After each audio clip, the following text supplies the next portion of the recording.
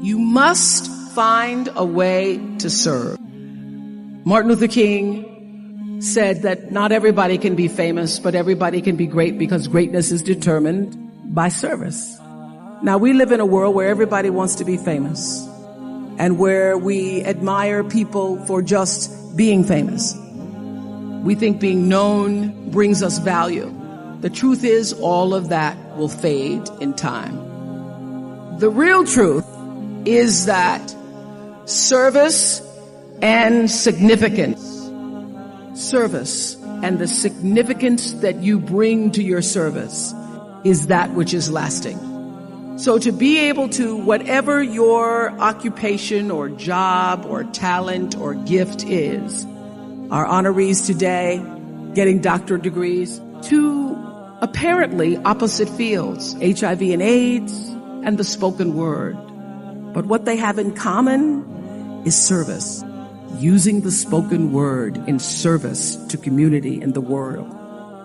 Using your knowledge and information about HIV and AIDS and medicine in service to the world. And if you look at all the most successful people in the world, whether they know it or not, they have that paradigm of service. Everybody's talking about Mark Zuckerberg and IPO. Service.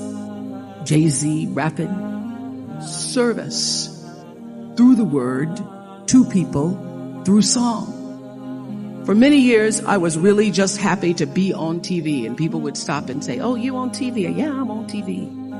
I like being on TV. It's a nice job. And it was about the time that I received my honorary doctorate from Spelman around 1993. So I don't know if that had something to do with it. I thought of myself as Dr. Winfrey. That I went back and I took a long look at what it was I was doing on TV.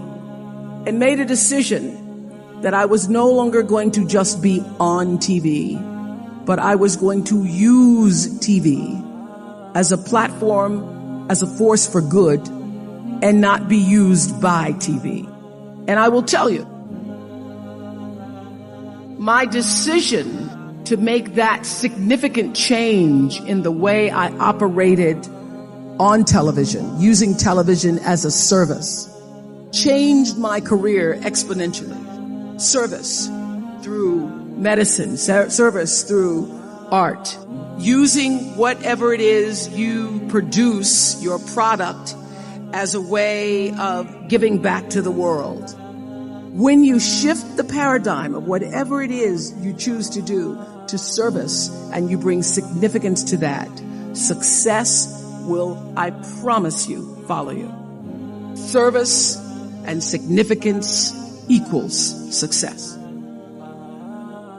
Loving yourself is the most powerful thing we can do. Then everything flows. Everything flows beautifully. And I'm not talking about vanity or arrogance, because that is not love. That's always fear. I'm talking about just really respecting and appreciating this incredible, magnificent being that we are. How to love yourself is to stop all criticism. Just stop it, now and forevermore. And make a vow to yourself that you're going to do your very best from now on to stop criticizing, number one, you, and then other people. It'll be a lot easier to stop criticizing other people when you stop criticizing yourself. Now, number two on that list is stop scaring yourself. And here we go into fear. How often do you terrorize yourself with your own thoughts? You get into absolute terror, and it's only coming from your thoughts. Nobody out there is doing a thing. Sometimes it's an old family pattern. Sometimes we get new things. How many people here are absolutely in terror of earthquakes? And how often do you do that to yourself? You know, we find so many ways to scare ourselves. I would like people, when you have time, to make a list of your fears. Make a list of your fears. And then give yourself the opportunity to turn each fear into a positive affirmation. Turn each one into something positive. And remember, always you are in charge. You are always in charge. See, one idle thought doesn't make a whole lot of difference. It's like but thoughts are like drops of water. You drop a drop of water on the table here, and it doesn't mean much. But if you keep dropping and keep dropping and keep dropping, you get, the table becomes a wash, and then you get a puddle on the floor, and then you can get a little pond and a lake, and finally you can create an ocean. And with our own thoughts, we can drown in a sea of negativity, or we can float on the ocean of life. And it's up to us. The thoughts we think accumulate. And what sort of puddles are you standing in? Or are you up to here? Or are you up to here and trying to paddle? You know, what are you doing to yourself? When we're willing to change our thinking, we can change our experiences. And it doesn't matter if you've got a big puddle of negative thoughts. You know, you can move over here and create a puddle of marvelous positive thoughts. You can make changes, always. So you want to turn those fear thoughts into positive affirmations. Let them work for you.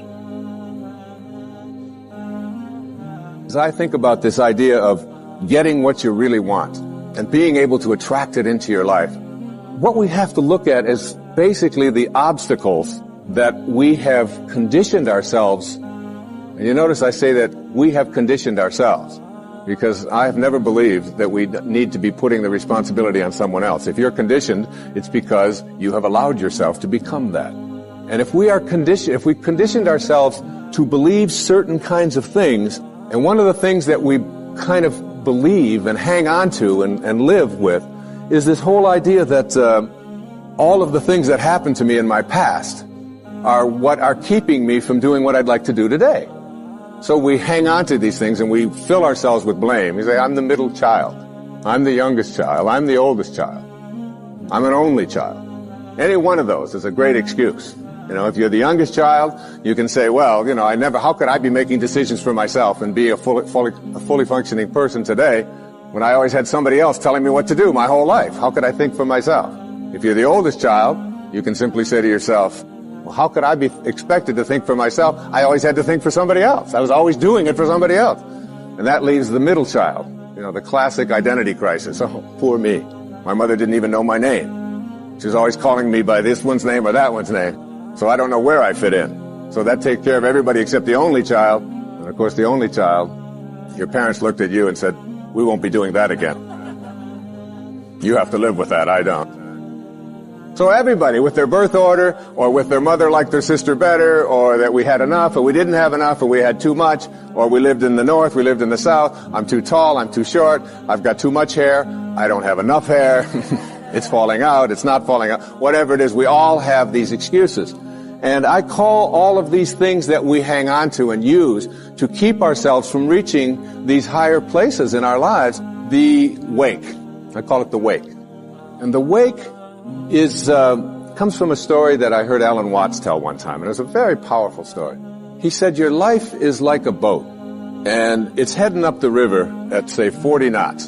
And as it's going, you are somehow able to metaphorically stand on the stern, the back of the boat, and look down into the water. Now there goes your life in this direction, and you're standing here and you're looking down into the water, and you ask yourself these three questions. The first question, what is the wake? What is it? What is this thing that you see? And the answer, the wake is the trail that is left behind. That's what it is. Nothing more, nothing less. It's the trail that is left behind. Second question to ask yourself in this little metaphor, what's driving the boat? What's making this thing go in this direction? The answer, the present moment energy that's being generated by the engine, and nothing more. That's the only thing that's making the boat go in this direction. And in this little scene, this means it's the present moment thoughts that I have and how I am using them that is making my life go in this direction, and nothing more. Because the third question is the most important and powerful question. And ever since I heard it, I've always thought about this whenever I have a tendency to look back here and blame something. Is it possible for the wake to drive the boat? That is, can a trail that is left behind make a boat go in this direction? And of course the answer to that is no, it can't. It's just a trail that is left behind. And in that trail, there are an enormous number of things, and every one of us has a wake. And we have a whole lot of stuff in it. And one of the problems that we have is that we have a tendency to look at the wake and all of the stuff that's in it to explain why it is my life isn't working the way I would like it to work.